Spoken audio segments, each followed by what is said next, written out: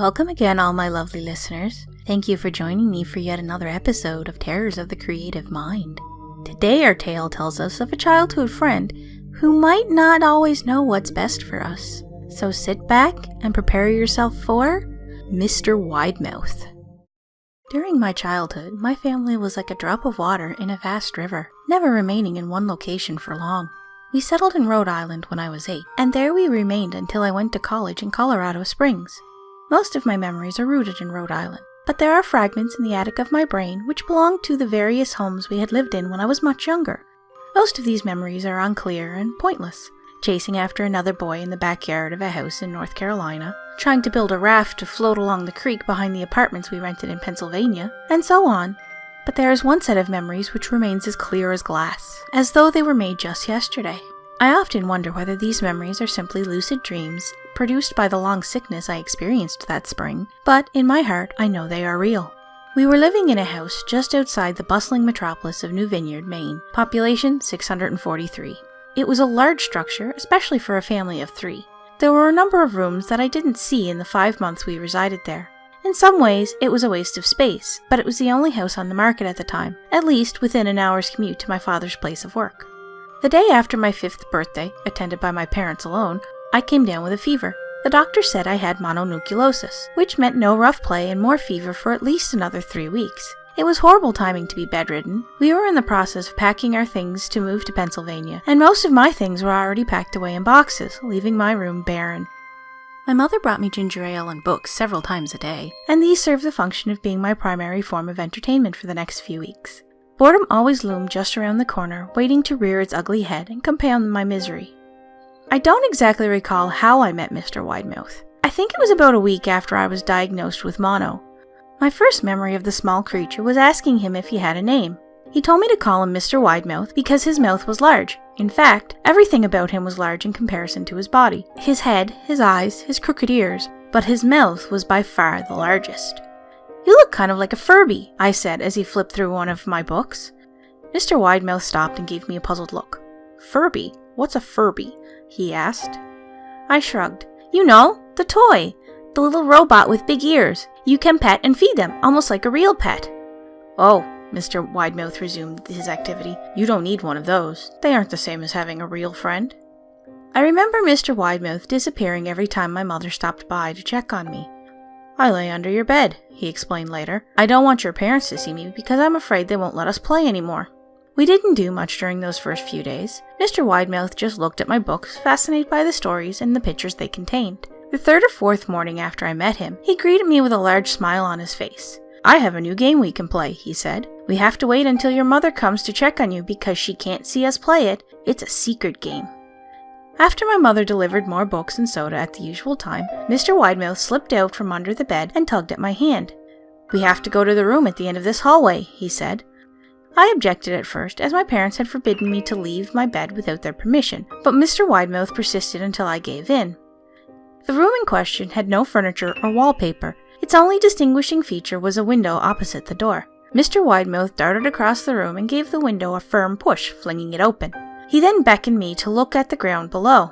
We were on the 2nd story of the house, but it was on a hill, and from this angle the drop was farther than 2 stories due to the incline. "I like to play pretend up here," Mr. Widemouth explained. "I pretend that there is a big, soft trampoline below this window, and I jump. If you pretend hard enough, you'll bounce back up like a feather. I want you to try it." I was a 5-year-old with a fever, so only a hint of skepticism darted through my thoughts as I looked down and considered the possibility. "It's a long drop," I said. "But that's all part of the fun. It wouldn't be fun if it was only a short drop. If it were that way, you may as well just bounce on a real trampoline." I toyed with the idea, picturing myself falling through thin air, only to bounce back to the window on something unseen by human eyes. But the realist in me prevailed. "Maybe some other time," I said. "I don't know if I have enough imagination. I could get hurt." Mr. Widemouth's face contorted into a snarl, but only for a moment. Anger gave way to disappointment. "If you say so," he said. He spent the rest of the day under my bed, quiet as a mouse. The following morning, Mr. Widemouth arrived holding a small box. "I want to teach you how to juggle," he said. "Here are some things you can use to practice before I start giving you lessons." I looked in the box. It was full of knives. "My parents will kill me!" I shouted, horrified that Mr. Widemouth had brought knives into my room, objects that my parents would never allow me to touch. "I'll be spanked and grounded for a year!" Mr. Widemouth frowned. "It's fun to juggle with these. I want you to try it." I pushed the box away. "I can't. I'll get in trouble. Knives aren't safe to just throw in the air." Mr. Widemouth's frown deepened into a scowl. He took the box of knives and slid under my bed, remaining there for the rest of the day. I began to wonder how often he was under me. I started having trouble sleeping after that. Mr. Widemouth often woke me up at night saying he put a real trampoline under the window. A big one that I couldn't see in the dark. I always declined and tried to go back to sleep, but Mr. Widemouth persisted. Sometimes he stayed by my side until the early morning, encouraging me to jump. He wasn't so fun to play with anymore. My mother came to me one morning and told me I had permission to walk around outside. She thought the fresh air would be good for me, especially after being confined to my room for so long. Ecstatic, I put on my sneakers and trotted out to the back porch, yearning for the feeling of sun on my face. Mr. Widemouth was waiting for me. "I have something I want you to see," he said. I must have given him a weird look because he then said, "It's safe, I promise." I followed him to the beginning of a deer trail which ran through the woods behind the house. "This is an important path," he explained. "I've had lots of friends about your age." When they were ready, I took them down this path to a special place. You aren't ready yet, but one day I hope to take you there. I returned to the house, wondering what kind of place lay beyond the trail. 2 weeks after I met Mr. Widemouth, the last load of our things had been packed into a moving truck. I would be in the cab of the truck, sitting next to my father for the long drive to Pennsylvania. I considered telling Mr. Widemouth that I would be leaving, but even at 5 years old, I was beginning to suspect that perhaps the creature's intentions were not to my benefit, despite what he said otherwise. For this reason, I decided to keep my departure a secret. My father and I were in the truck at 4 a.m. He was hoping to make it to Pennsylvania by lunchtime tomorrow with the help of an endless supply of coffee and a 6-pack of energy drinks. He seemed more like a man who was about to run a marathon, rather than one who was about to spend 2 days sitting still. "Early enough for you?" my father asked with a hint of sympathy. I nodded and placed my head against the window, hoping for some sleep before the sun came up. I felt my father's hand on my shoulder. "This'll be the last move, son, I promise. I know it's hard for you, as sick as you've been. Once Daddy gets promoted, we can settle down and you can make friends." I opened my eyes as we backed out of the driveway. I saw Mr. Widemouth's silhouette in my bedroom window. He stood motionless until the truck was about to turn onto the main road. He gave me a pitiful little wave goodbye, steak knife in hand. I didn't wave back. Years later, I returned to New Vineyard.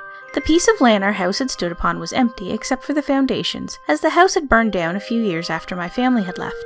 Out of curiosity, I followed that deer trail that Mr. Widemouth had shown me. Part of me expected him to jump out from behind a tree and scare the living bejesus out of me, but I felt that Mr. Widemouth was gone, somehow tied to the house that no longer existed. The trail ended at New Vineyard Memorial Cemetery. I noticed that many of the tombstones belonged to children.